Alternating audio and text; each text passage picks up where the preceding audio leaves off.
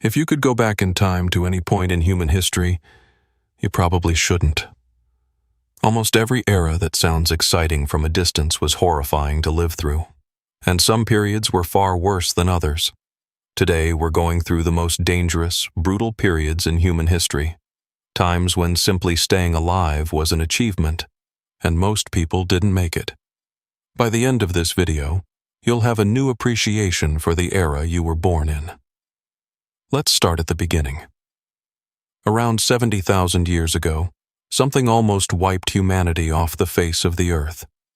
Not a war, not a disease, not a predator, a volcano. The Toba supervolcano in what is now Indonesia erupted in the largest volcanic explosion in the last 2 million years. It ejected enough ash and sulfur into the atmosphere to block out the sun across large parts of the world for years. Global temperatures dropped up to 15 degrees Celsius. Forests and animals died. Food sources collapsed almost overnight, and humanity nearly went with them.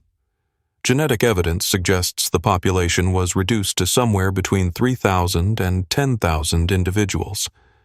Some researchers believe it may have been just a few hundred breeding pairs across Africa. Every human alive today descends from that tiny group of survivors. We came within a razor's edge of ceasing to exist. If you were alive during the Toba catastrophe, your odds of survival were almost zero. Your entire world was ash, cold, darkness, and starvation. This is the most dangerous moment in human history, not because of anything humans did to each other, but because the planet itself tried to end us. But nature wasn't the only threat. As human populations recovered and grew, they encountered something more dangerous than any volcano or predator: each other. The period between roughly 50,000 and 10,000 years ago, the Upper Paleolithic, was a time of increasing competition between human groups for territory, food, and resources.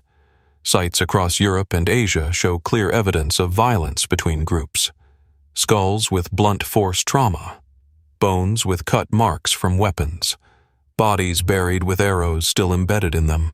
One site in Kenya dating to around 10,000 years ago, called Nataruk, showed the remains of 27 people, men, women, and children, systematically massacred, hands bound, injuries consistent with deliberate execution.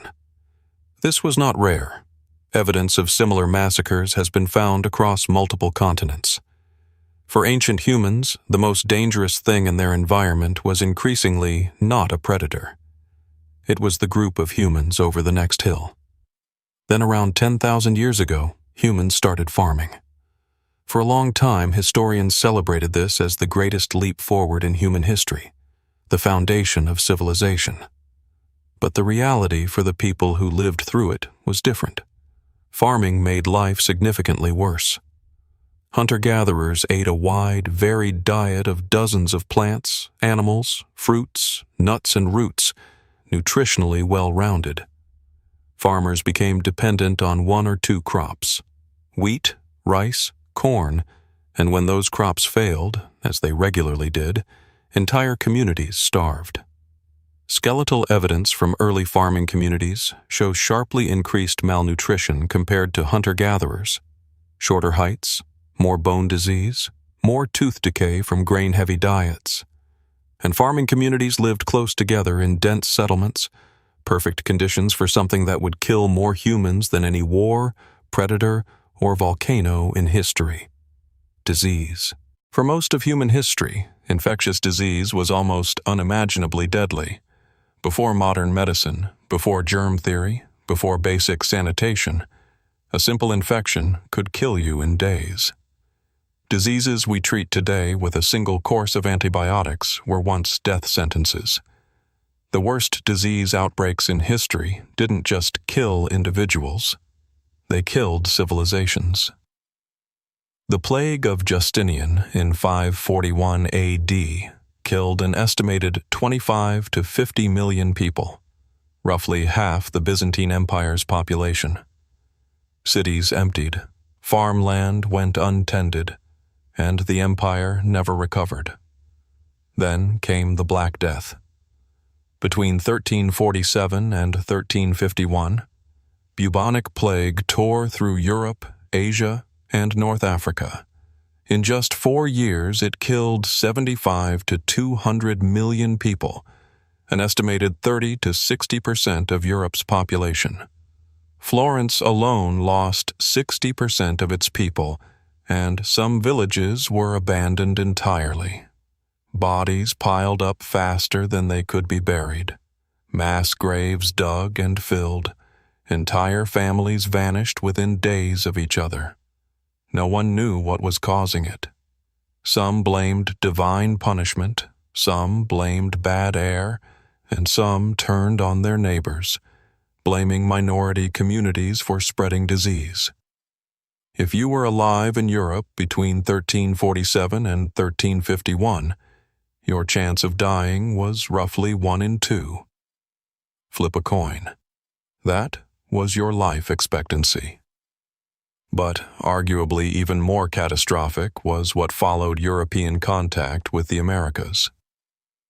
Beginning in the late 1400s, Europeans brought diseases the indigenous population had never encountered: smallpox, measles, typhus, influenza.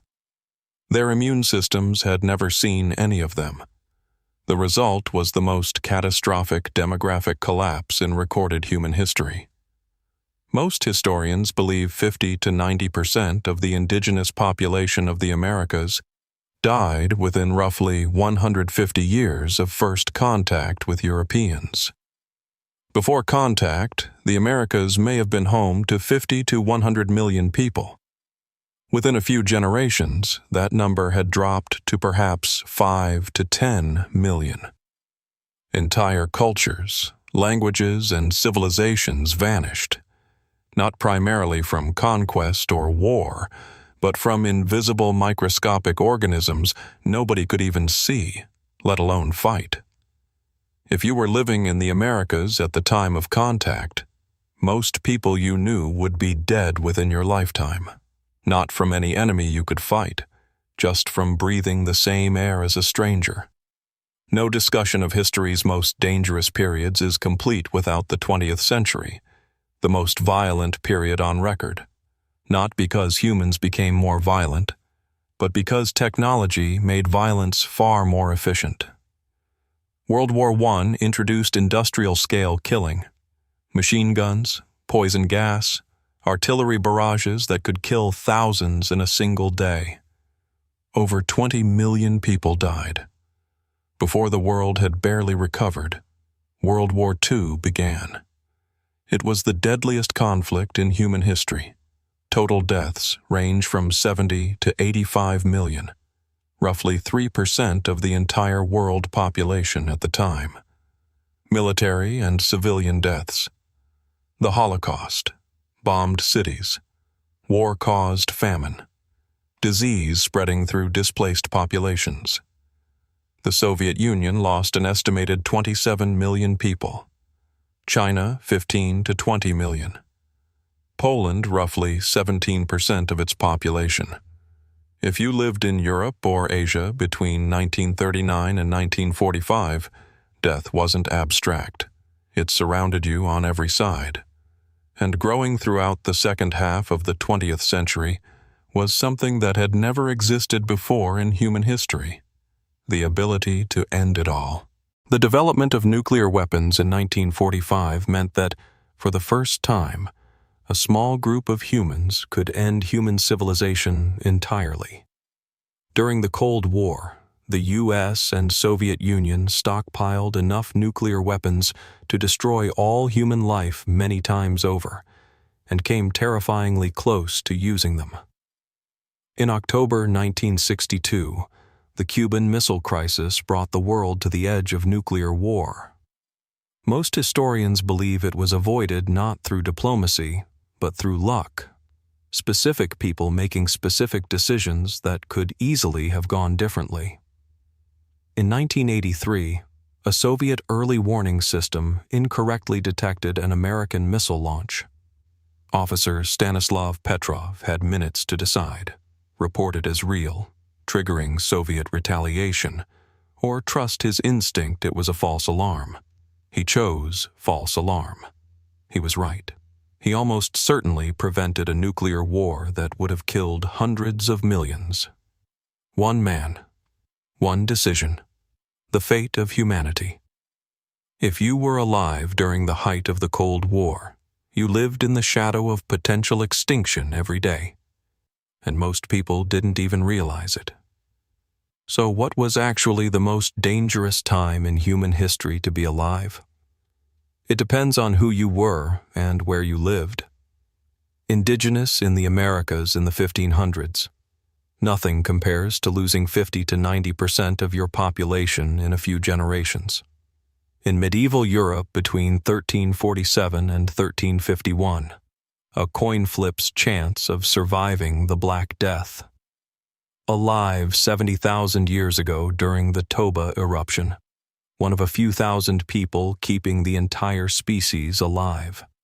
A civilian in the Soviet Union, Poland, or China between 1939 and 1945, industrialized death at a scale the world had never seen. And today, we carry something uniquely our own. The knowledge that the tools to end everything already exist, and avoiding it depends on constant, perfect human judgment in a world where humans are anything but perfect.